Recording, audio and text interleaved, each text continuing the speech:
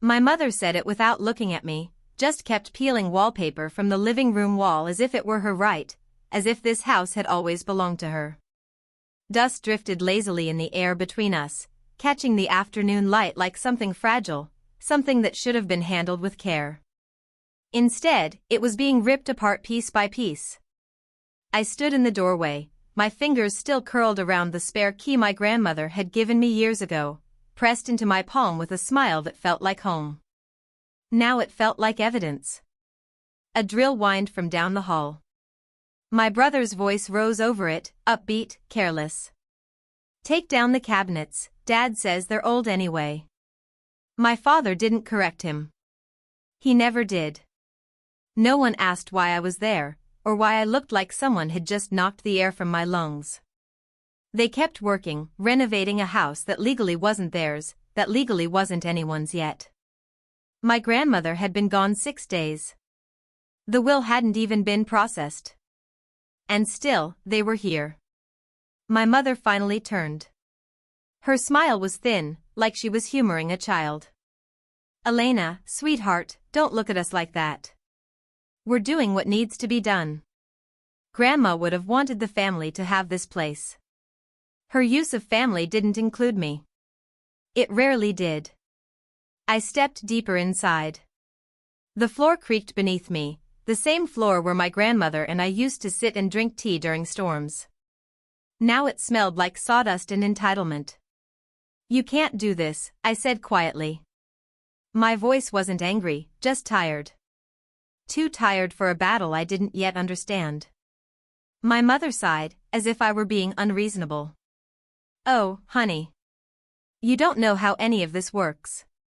Let the adults handle it." That line. It settled into me like a bruise. A familiar one. I watched them tear into the house my grandmother had chosen for me, and a truth surfaced like something long buried. They didn't think I'd fight back. They didn't think I could. What happened next would remind them exactly who they were dealing with. The next morning, they were waiting for me. I found them gathered around my grandmother's dining table, a table my father had already covered with blueprints, cost estimates, and a stack of papers that didn't belong in a house still warm with her absence. The windows were open, letting in a cold breeze that carried the sterile smell of fresh paint. Someone had tried to scrub the house clean of her. My mother tapped the papers with a pen. "Elena, sit.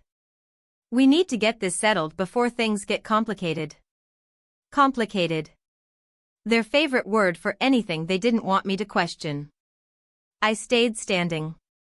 My brother leaned back in her chair, my grandmother's chair, legs spread, arms folded behind his head like he owned the place. "We're being reasonable," he said. "No one's trying to push you out. We just need your signature so we can move forward." He slid a document toward me with his foot. I didn't touch it. My father finally spoke, voice calm, rehearsed. "It's a simple form to streamline the probate process. If you sign, we can begin renovations officially. It's for the whole family, Elena. Everyone benefits. Everyone but me." My mother added, "This is what your grandmother truly wanted. She just didn't have time to update the paperwork." The lie was subtle, soft, almost elegant, delivered with that smooth confidence she used when she expected no resistance. But I felt something shift inside me. Just slightly. Like the first crack in ice before it breaks. I placed my hands on the back of a chair, not sitting, not backing away. "What exactly am I signing over?" My brother smirked. "Nothing major. Just equal distribution." Meaning. Erase her final wish.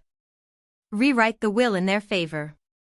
Turn her gift to me into a family project they could monetize, brag about, control. My mother sighed dramatically. "Elena, stop being difficult. You never cared about owning a house. You barely even visited her." That one hit harder than they expected. Because it wasn't just untrue. It was intentional. And I felt it, an old, familiar sensation, like someone trying to rewrite my memories while I was still living them. I straightened slowly. No, I said. I'm not signing anything. A quiet fell over the room, sharp as broken glass. My father's jaw tightened. My mother's expression softened into something colder. My brother's smirk faded by a fraction. They weren't used to hearing me refuse. And the way they reacted told me this was only the beginning, because they still had no idea what I already knew.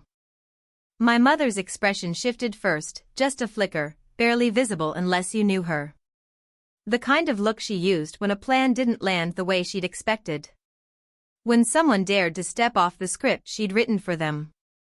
She sat back slowly, folding her hands like she was preparing for a negotiation she never thought she'd need to have with me. Elena, she said carefully, don't make this harder than it needs to be. My brother scoffed, pushing away from the table and crossing his arms. You're acting like you deserve the whole house. You don't even have the income to maintain it. There it was, the first open cut. Sharp. Lazy. Delivered with that casual cruelty he'd always reserved for me. I didn't react. Instead, I let the silence settle, dense, uncomfortable. My father shifted in his seat, tapping a pen against the blueprints. He was always the quieter one, but silence from him was never neutral. It meant alignment. Agreement.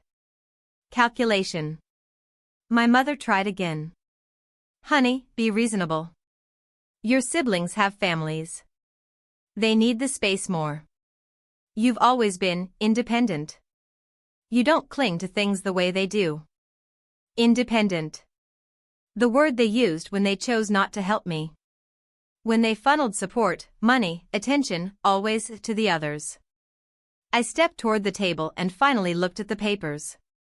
Not touching them. Just close enough to see what they didn't expect me to notice. There were signatures.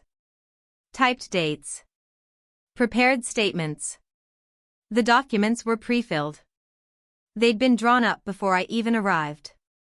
Before the funeral. Before the will had been read. I let out a slow breath. You were planning this long before she passed. My mother froze, not outwardly, but in that internal way I'd learned to read. A stillness. A tightening. A brief calculation. Elena, she murmured, don't twist this into something ugly. But the ugliness was already in the room. I looked around, at the peeling wallpaper, the tools, the sawdust-coated floor. A house they had stormed into like looters instead of mourners. You think you earned this? I asked quietly. No one answered. Because the truth was hanging there, obvious and sharp. They believed entitlement was the same thing as merit. I didn't know it yet, but the next conversation would reveal just how far that entitlement truly went, and how long it had been working against me. I found the first clue by accident. Not in some hidden drawer or secret box, nothing dramatic like that. It came from a sentence. A single, offhand comment from my mother as she gathered the papers I refused to sign. She said, "You've always been inconsistent, Elena. We couldn't depend on you to manage something this important." Inconsistent. The word sat wrong in my chest. Not because it hurt, because it felt rehearsed. Like something they'd said before. Repeated. Polished. Practiced. A narrative. My father cleared his throat, avoiding my eyes. My brother busied himself with the drill batteries on the counter. None of them looked directly at me, and that, more than anything, was confirmation. They were hiding something. I stepped back slowly, letting the realization settle. When, I asked quietly, did you decide I wasn't reliable? My mother paused mid-motion. Sweetheart, this isn't about history. It's about practicality. Which meant it was absolutely about history. All those years, I said, you told me I wasn't ready. Not stable. Not capable enough to handle anything big. I looked at her carefully. Was that my story? Or was it the story you told everyone else? The air shifted, subtle, but real. My brother rolled his eyes. Here we go. Elena and her dramatic theories. Stop, my mother snapped, sharper than she intended. Then she turned back to me with a calmer voice, smoothing the edge. You're misremembering things. We supported you. You just didn't take opportunities when they were given. Funny. Because I remembered reaching for them and feeling them pulled away. Scholarships lost in the mail. Recommendations that never came through. Jobs I applied for that mysteriously never contacted me back, only for my sister to get the same position weeks later. The pattern was too familiar. Too clean. Too coordinated. And now, this house. The final piece they thought they could redirect before I noticed the puzzle. I took a slow breath, letting the weight of it settle. You've been rewriting my story for years, I said softly. And now you're trying to erase the last part my grandmother left just for me. My mother didn't deny it. She just exhaled, slow and cold. And that silence confirmed everything. But what I would uncover next went deeper than I imagined, because this wasn't just about a house. It was about a history they'd spent years trying to bury. I didn't sleep that night. The house felt different after everyone left, quiet, yes, but not peaceful. It was the kind of quiet that follows a storm, when the air is too still and too heavy, waiting for the next strike. I walked through each room slowly, touching the walls the way you touch an old friend's hand, gently, unsure if it's the last time. In the kitchen, where the cabinets had been half ripped from the walls, I noticed something I hadn't before, a folder wedged behind the old bread box. My grandmother's handwriting on the tab. I froze. She had beautiful handwriting, neat, soft, patient. The kind of script you don't see anymore. Inside were clipped letters. Emails printed out. Handwritten notes from meetings I hadn't known she attended. Every page was marked, underlined, time-stamped with her steady dedication. And every document had my name on it. Scholarship committee notes. Job referral responses. A mortgage pre-approval I never knew I had received. All of it, sabotaged. Notes written in the margins. Application withdrawn by family. Parent requested we remove her from consideration. Father indicated she was unstable and needed family oversight. My breath left me. I sat down at the old table and read every page twice, then 3 times, my vision blurring in places I didn't want to acknowledge. My grandmother had kept everything. She had tracked every instance. She had noticed long before I did. One envelope was sealed differently, wax pressed with her old pendant. I opened it carefully. Inside was a letter. Elena, my girl. There are truths your parents never wanted you to see. They didn't want you to know why your doors kept closing. They didn't want you to realize who was standing behind them. My hands trembled, but not from grief, no. From clarity. The story I thought I had lived, the failures, the bad luck, the things that didn't work out, they weren't accidents. They were decisions. Choices made in rooms I was never allowed to enter. Conversations held in my absence. Narratives crafted about me, repeated until everyone believed them, including me. I closed the folder slowly, the weight of it sinking into my palms. She had left me the house. But she had also left me the truth. And by morning, that truth would be the first thread I pulled, one that would unravel everything they'd built at my expense. I arrived at my parents' house before sunrise. Not to confront them. Not yet. But to observe them. Quietly. Calmly. From the edges of their world, the same way they'd hovered at the edges of mine, shaping shadows I thought were my own. They were in the kitchen, lights bright against the morning gray. My mother poured coffee with the self-satisfaction of someone who believed the day already belonged to her. My father scrolled through his tablet, reviewing something he quickly tilted away when he heard me at the doorway. They looked startled to see me awake, dressed, composed. Elena, my mother said, smoothing her hair. We weren't expecting you. I know, I replied. She smiled too quickly. Too practiced. My father closed the tablet. We're heading to the house later. Contractors want us to finalize the layout. Us. As if the will were already rewritten. As if my grandmother's choice were nothing more than an inconvenient pencil mark waiting to be erased. I studied their faces, the small signs I had ignored for years. The comfort with which they made decisions on my behalf. The ease with which they spoke over me. The way they believed, deeply, that I should be grateful they had orchestrated my life from a distance. I wondered how many times they had sat in this kitchen and made choices that reshaped the path beneath my feet. You kept things from me, I said quietly. My mother stiffened. Elena, not this again. I'm not asking, I interrupted, still calm.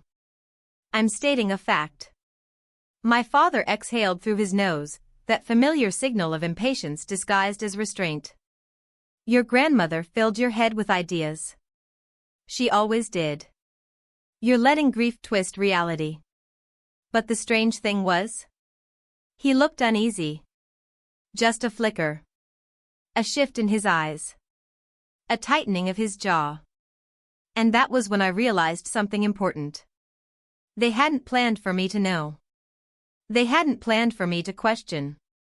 They certainly hadn't planned for me to stand in their doorway with the truth in my hands. Their power relied on one thing. My ignorance. I'm done letting you write my story, I said softly. My mother paled, opening her mouth to respond. But I turned and walked out before she could.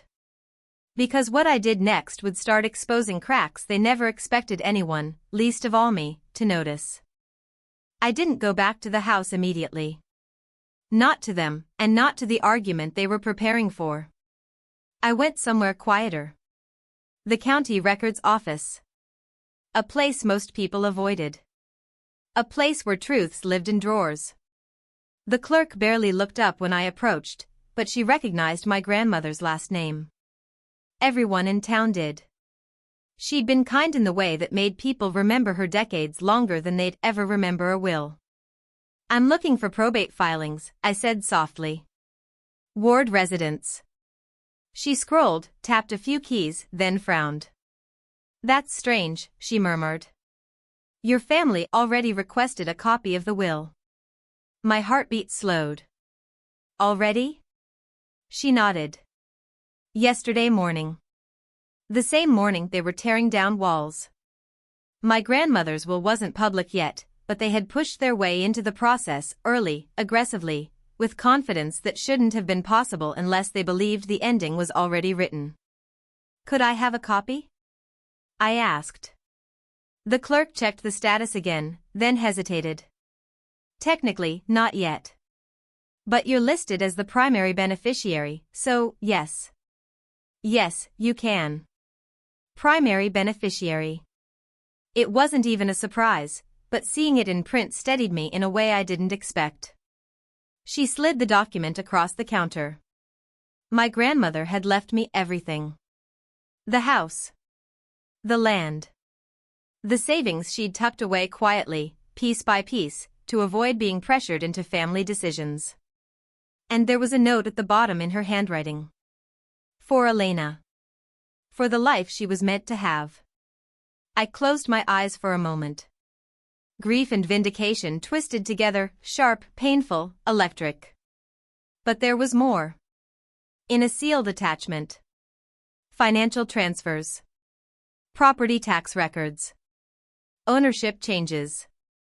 A timeline of subtle signatures, my parents' signatures stretching back nearly 15 years. Shifts of assets. Reallocations. Family decisions that had conveniently drained every opportunity from me and funneled it toward my siblings. Not accidents. Not coincidences. A pattern. A deliberate one. She documented everything, quietly, patiently.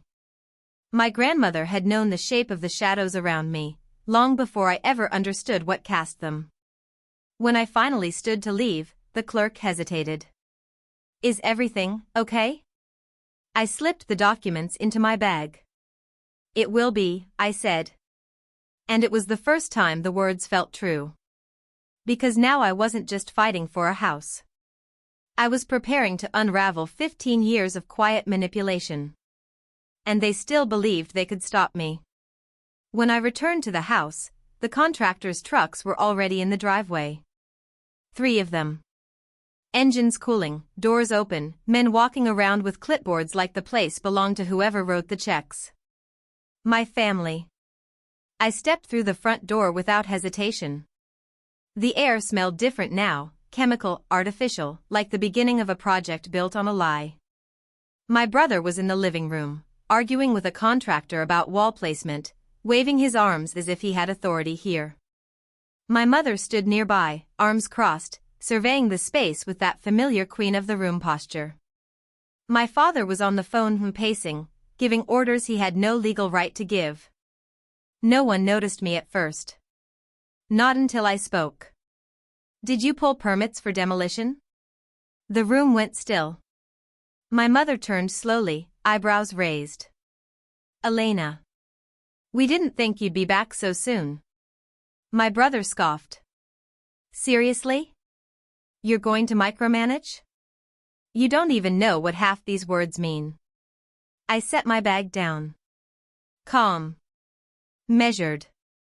Not rising to bait. I know enough, I said. And I know the will was filed this morning. I've seen it. That got their attention.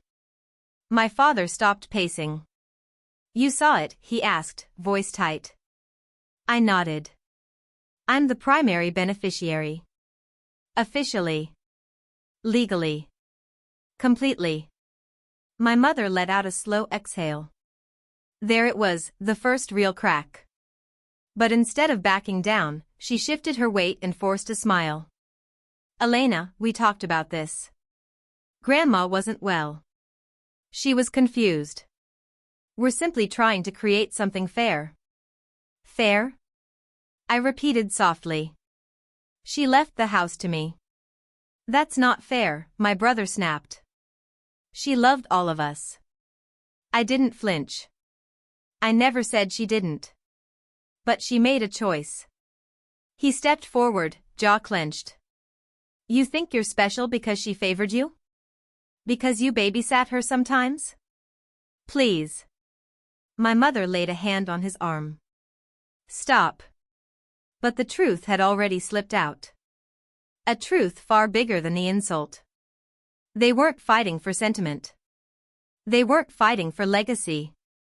They were fighting for control. For the narrative they'd built brick by brick, year by year.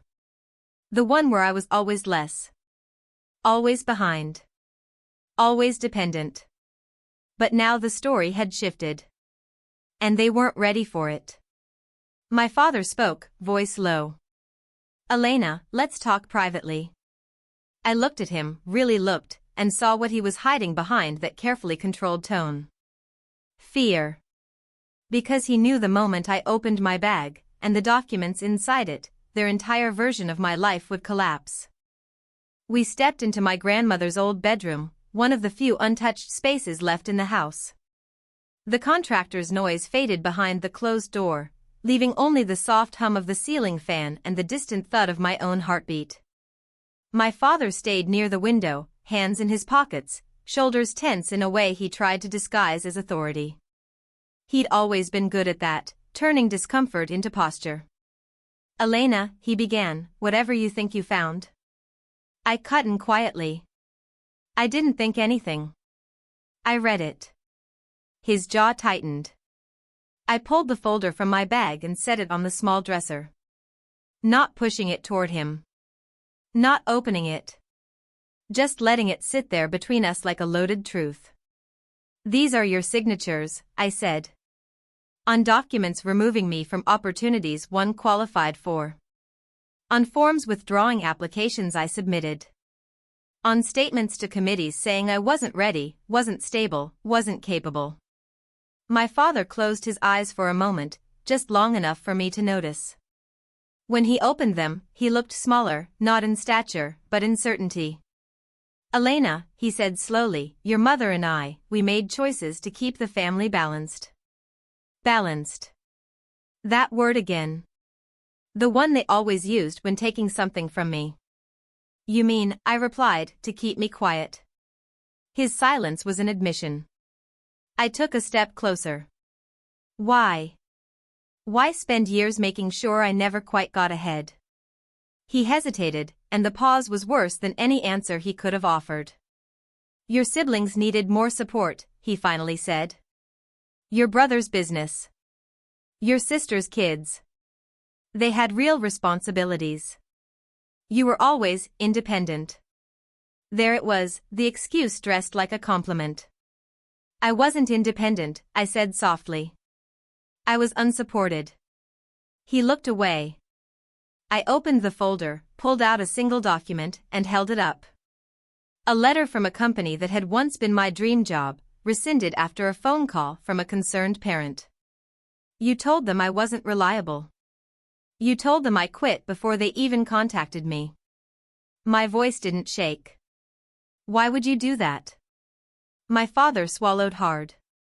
Because if you left, if you succeeded somewhere else, we would lose you. The truth stunned me, not because it was tender, but because it was twisted. Love shouldn't feel like possession. Before I could respond, my mother's voice echoed from the hall, sharp and urgent. Elena. Come out here. Now. The panic in her tone wasn't anger. It was fear. And when I opened that door, I learned exactly what she was afraid of. My mother stood in the hallway like she was holding the house up with her bare hands. But it wasn't strength on her face. It wasn't authority. It was something far smaller, and far more dangerous. Panic. She pointed toward the living room. Elena, they're taking down the built-in shelves. Your grandmother's shelves. You need to stop this. For a moment, her words didn't register. You need to stop this. Not we. Not they shouldn't. You. As if, suddenly, I was the one responsible. As if the demolition she orchestrated had only just become real to her.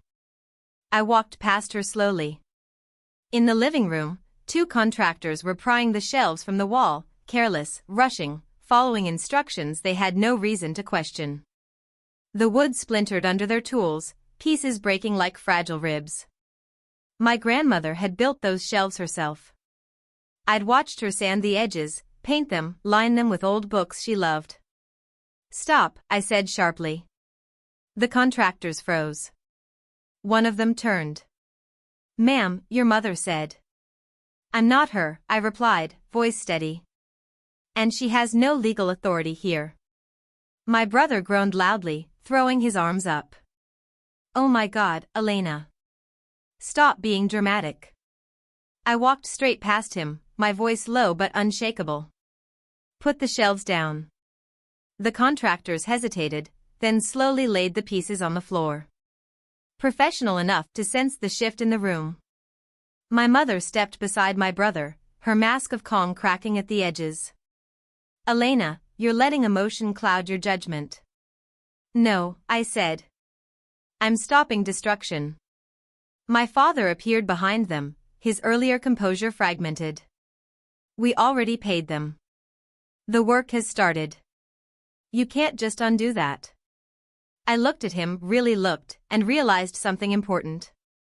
They had never expected me to show up. Never expected me to check records. Never expected me to have proof. Never expected me to understand my rights. They expected the old version of me. The quiet one, the compliant one, the girl who accepted family decisions as law. But that girl was gone. And when I spoke, it wasn't loud. It didn't need to be. You don't get to touch what isn't yours. My brother opened his mouth to fight back. But then the contractor closest to him cleared his throat. Ma'am, he said quietly to me, not to them, should we pack up? My mother paled. Because the authority had shifted.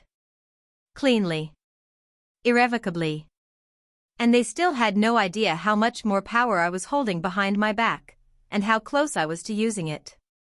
My family stood frozen, watching the contractors carry their tools out one by one. Boots against hardwood, soft thuds, the quiet scrape of metal against canvas bags. Each sound landing like a verdict. My mother tried to recover first. She stepped toward me with a brittle smile, the kind she used at dinner parties when she needed to disguise a crack in the facade. "Elena, sweetheart, this isn't necessary. We can still fix this. Just sit with us and talk like adults." Adults. The word clanged like metal. I didn't move. "I'm done talking," I said softly. "I'm acting now." My brother scoffed, but the sound lacked conviction. "Acting how? You think contractors are going to listen to you? You're not paying them." "No," I replied. "But I am the legal owner of the property." He blinked, once, twice, like the words were in a language he didn't understand. My father stepped in front of him. "Ownership doesn't matter. Renovations have started. We can explain everything to the court if it comes to that." I opened my bag, pulled out a thin envelope, and held it up, not threatening, just presenting a fact. "You won't be explaining anything," I said. "Because you won't be involved in the process at all." My mother stiffened. "What is that?" "A cease and desist," I replied calmly. "Filed this morning. Delivered to the contracting company 30 minutes ago. And to you." I handed it to her. She stared at the papers like they might burn her hands. My brother stepped forward. "Where did you even get this? You don't know any lawyers." I looked at him and for the first time, didn't feel that old, familiar sting. Just clarity. "My grandmother did," I said. "She hired 1 year ago. Quietly. For me." The realization rippled through them. A soft but devastating earthquake. My father's voice dropped. "She planned all of this?" "Not the fight," I answered. "Just the protection." Silence deepened around us, heavy and sour. I walked toward the front door and spoke without turning back. "You've spent years making sure I stayed small enough to control. But you forgot something important: people grow in the dark too." No one followed me. No one spoke. And for the first time, I felt the weight shift fully. Not with triumph, but with inevitability. Because the next step wasn't confrontation anymore. It was consequences. And by the time they saw them, it would already be too late. I didn't go home after leaving the house. I went to my grandmother's lawyer. Her office was small, tucked behind a bookstore, the kind of place where truth traveled quietly, without theatrics or raised voices. She greeted me with a gentle nod, as if she'd been waiting for this moment. "Elena," she said, "your grandmother trusted you more than you realize." She opened a drawer and placed a sealed envelope on the table. "This is the final document she asked me to hold. Only to be released if your family tried to contest the will." My breath caught. Inside was her handwriting, steady, unwavering, unafraid. "My darling girl. If they fight you, don't argue. Don't beg. Don't defend. Just show them what they built, piece by piece, and let the truth do the rest. You don't need to raise your voice to be heard. You never did." I folded the letter carefully, the way you fold something sacred. The lawyer slid over a second document, a formal record of every transfer my parents had made, every family decision that redirected my opportunities to my siblings. Compiled. Verified. Signed. Stamped. "Your grandmother documented everything," she said. "She knew they'd try to erase her intentions. And yours." And with that, something inside me, something tight, trembling, long-caged, finally loosened. Not anger. Not triumph. Just release. When I returned to the house that evening, the contractors' trucks were gone. My family's cars were still there, but the windows glowed with a kind of restless movement, shadows pacing, hands gesturing, voices rising behind glass. They were waiting for me. I stepped inside. No one spoke at first. My mother was the one to break the silence. Her voice wavered. "Elena, what are you doing?" "Finishing this," I said. I placed the documents on the table, every page, every signature, every lie dressed as protection. I didn't explain them. I didn't justify anything. I simply let the truth sit there, undeniable and quiet. My father sank into a chair, eyes fixed on the evidence he thought would never surface. My brother turned pale. My mother covered her mouth with her hand. I didn't feel victory. Just clarity. Just the clean weight of things finally set down. "This house stays with me," I said softly. "Not because I won. But because she chose me. And because you took enough already." None of them argued. None of them could. There was nothing left to twist. Nothing left to rewrite. Just a silence so thick it changed the shape of the room. I walked to the door. Put my hand on the knob. And I said the only thing that needed to be said. Sometimes, silence is the loudest revenge. Then I left. Light, steady, and finally free.